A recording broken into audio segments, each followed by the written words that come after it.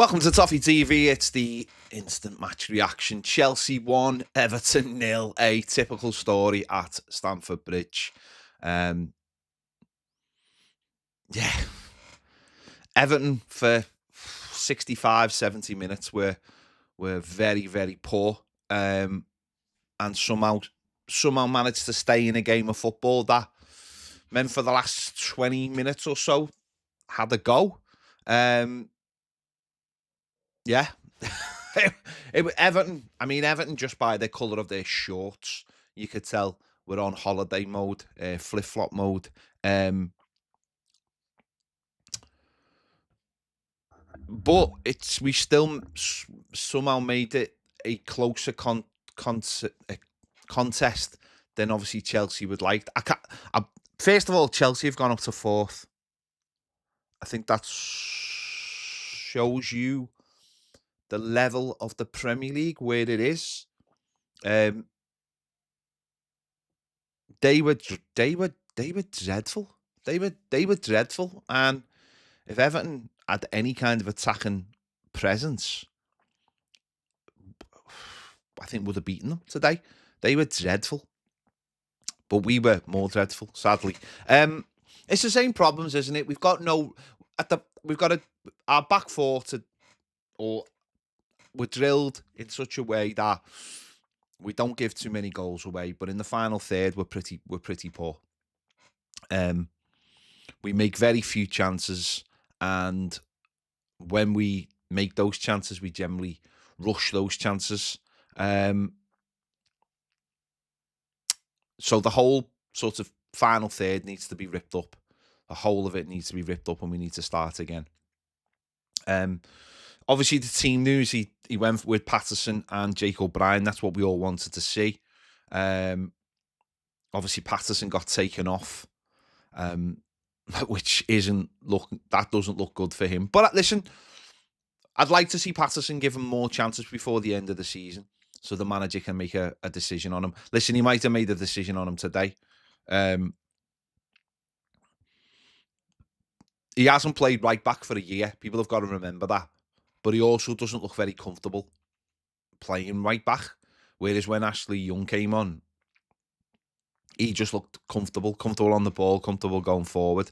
But I still think we need to see more of Patterson before we make that final decision. That decision should be made, by the way. That's why I'm saying he should be played, because that decision needs to be made. It needs to be made quickly. Otherwise, Everton will need a new right back. I thought the centre-backs, I thought Jake O'Brien went into centre-back. Well, I thought Branthwaite had a really good game.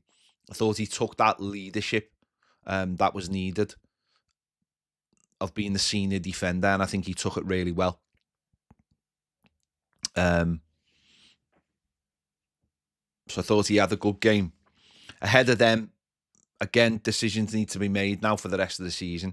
The core, do we continue with that, or do we now look at Carlos Alcaraz, who I thought made a real difference when he came on, picking up the ball and running with it. Right wing, we know we need a new player there. Centre forward, we need a new player there. I didn't think Beto give us anything, and I didn't think Chimiti give us anything, sadly.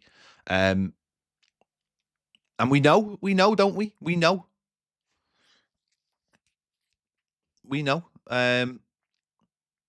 That's an area that has to be built on. We've not learned anything today from the final third. We know it's not good enough. So we have to just get on with that, and hopefully they will. And I think he has to now play Charlie Alcaraz. I don't think Charlie Alcaraz's contract can be activated with the remaining games, or even so, you could leave him out the starting lineup for the Newcastle game. But I would definitely play him for the next 3 games. There's nothing to be learned by playing Decore now. Absolutely nothing to be learned by playing him. Even if the manager's got reservations over Charlie Alcaraz, playing, and let's see. But I thought he showed something when he came on. But then last week he came on and showed absolutely nothing. So let's get him on let's play him from the start, and let's see what he's all about. On the goal, it's so interesting on the goal. I've seen various takes on the goal. um, where people try and I think that you can overanalyze a goal like that massively. I've seen people blaming Pickford. I've seen people blaming the defenders. I've seen people blaming the setup. Pickford plays an early ball into Beto. He sees a ball on and he plays it. Is it the best ball in the world?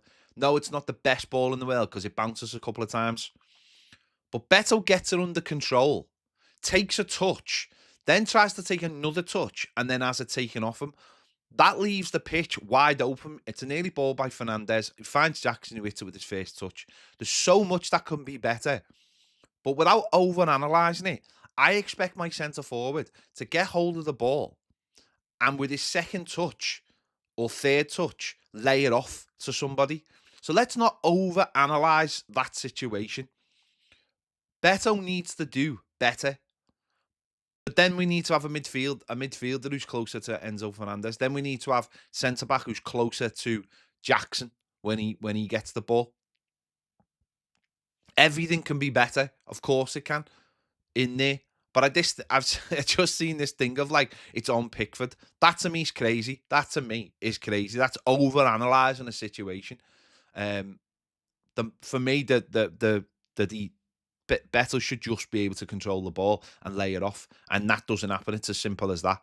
I do think we're in like a generation of over-analysing every single moment. And don't get me wrong, there are issues. There are moments where you can break that down.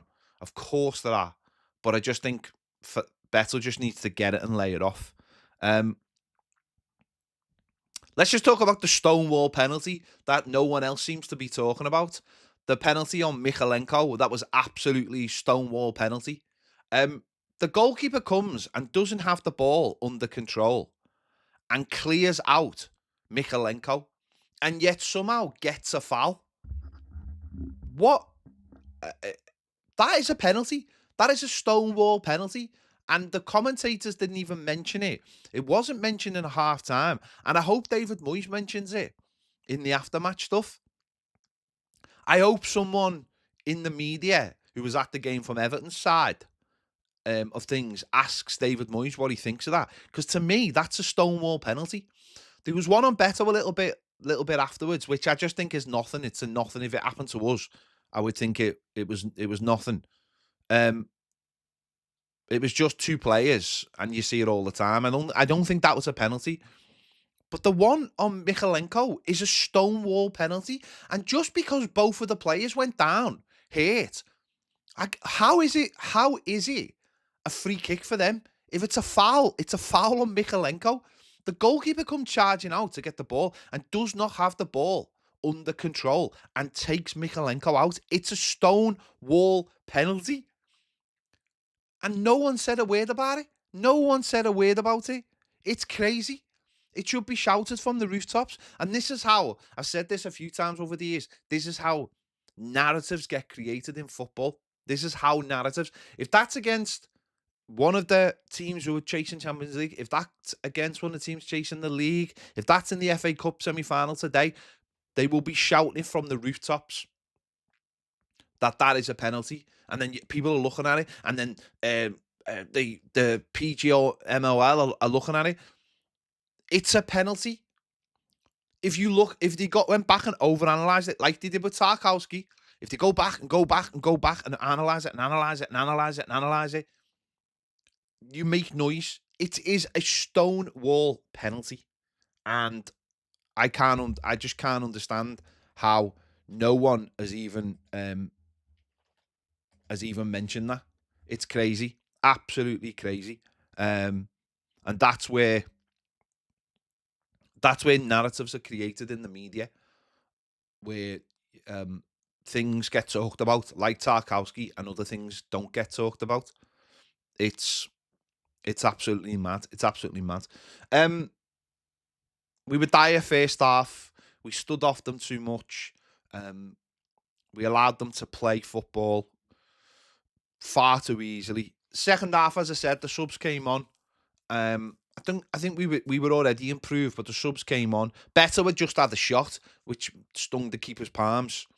So it was interesting that he was still taking. It was almost like I almost felt like if the subs had come on and Beto had been left on, we might have done better. But then if Beto had been left on, because Beto, as not just a goal, there's one in the second half when we were breaking, and Carlos Alcaraz was breaking with the ball, and he took it off Carlos Alcaraz and then proceeded to give the ball straight to the centre back. So it was probably right that he did come off, but he just had his best moment in the game, to be fair. And then to be honest, we played. I thought we ended the game better, not amazing, but better. We started making chances. And McNeil it's a good ball by Carlos Alcaraz, who's chased the ball down the line, and McNeil puts it's it. Maybe if it hadn't bounced, maybe if it was a cleaner, maybe it was just a cleaner strike, it would have gone in. If it bounced and maybe that gave the goalie a chance, I'm not sure. But the goalkeeper ended up getting man of the match. Their goalkeeper ended up getting man of the match on TNT in the UK. And that shows you that we didn't do too bad when it was needed. But let's just talk about the set pieces for a minute. The set pieces since Charlie Adam have come in have been absolutely dreadful. Like, absolutely dreadful. Like, in the right... Now, of course, players take them. The set piece coach doesn't take them. But James Garner, there's two set pieces there. One where he's just made a save. And one in the last minute, 2 corners. And he's kicked them straight into the goalkeeper. A goalkeeper who's now full of confidence because he's just made a couple of saves. Big saves. And that to me, again, is so frustrating as a fan. So frustrating to see. Now, I know Tarky's not in the team. And we can go to the back post when Tarky's in the team. But in those moments when you can see you've got them on the ropes. And because towards the end, they were really... by the way, the Chelsea crowd is... I don't even know what their fans are anymore. It was really quiet during the game, and then you could see they were starting to get worried towards the end of the game. Obviously desperate for the 4th place, or the 5th place even. And we were starting to put the pressure on, and it was about mounting the pressure onto them. And you can't kick the ball straight into the goalkeeper's hands twice. You've got to vary it. You can't just put it into an area and think these will be fine. We'll out-jump them. We've got Jake O'Brien and we've got Bramthwaite, and we're just tossing the ball into the goalkeeper. If that's a set piece designed by a set piece coach, that's terrible. That is absolutely terrible. If that's just James Garner throwing it into an area, well, then that's just terrible. Change it up. Get someone to go short. Get someone on the edge of the box, maybe. I don't know. But those set pieces were terrible. And they just take the wind. Remember in the derby, in the last minute, we got a set piece and we did exactly the same thing. The last minute, all the pressure's on them. All you've got to do is put a really decent ball in the box. I've seen Sunday League players take better corners than that when it really mattered. Whipping them in with a little bit of pace. Adding, just firing them in, not into the goalie's hands, into an area where their defenders don't want to go against our defenders. Take the goalkeeper out the equation. And lo and behold, we've hit the goalkeeper twice. And Charlie Adam needs to be moved on at the end of the season. It needs to be moved on. It's it's really, really poor. Really, really poor. But listen, we looked like for most of the game we were on the beach. And we still give a team that have gone up into 4th place a game. So listen, we know what we need to do in the summer. You know,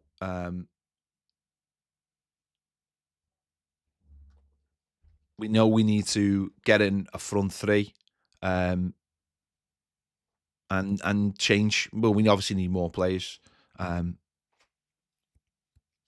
change it. Dead simple. But listen, it's one stupid moment in the game has really cost us today. One moment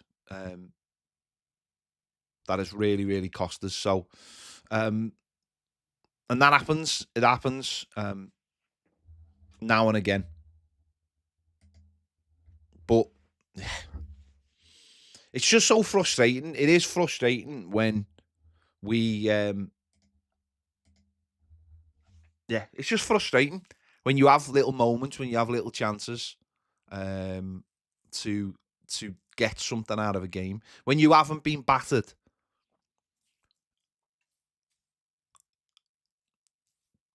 Yeah, those shorts as well. Jeez, those shorts. Who decided that looked good? Who decided that was a good look? I don't know. Why not just wear the third kit? Yeah. Final. We haven't learned nothing new. Final third's dreadful. Everton needs to sort that out in the summer, and we need to make sure that we know by the time the summer comes who we need to change and where we need to improve. And maybe we need a couple of. Maybe that's where Patterson does play a couple more games just to make sure. And because if put it this way, if Patterson will start next week, the manager's already made the decision, hasn't he? And if he has, That's fine. That's decisive management. If he doesn't start next week, he's already made the decision, and that's fine. I have no problem with that at all. If the manager doesn't think he's good enough, or doesn't think anyone's good enough, then just make the decision and move them on, and that's fine. I have no problem with that. Absolutely no problem with that whatsoever. And that goes for any player. If he doesn't think Carlos Alcaraz is good enough, then don't start them. If he's already made that decision, then that's it. It's fine. But let's just make that. Let's you want to make those decisions as quickly as you can to move on. So there you go. Disappointing. You can all just get on with the rest of your weekend now. If you're in Liverpool, then get everything done today, because I just wouldn't leave the house tomorrow, if I'm honest. Just putting that out there. Yeah, there you go. Right, I'll be back soon to do my player ratings, where we'll get into the players a little bit more, and make sure you check out Baz's videos as well. I'll see you in a bit.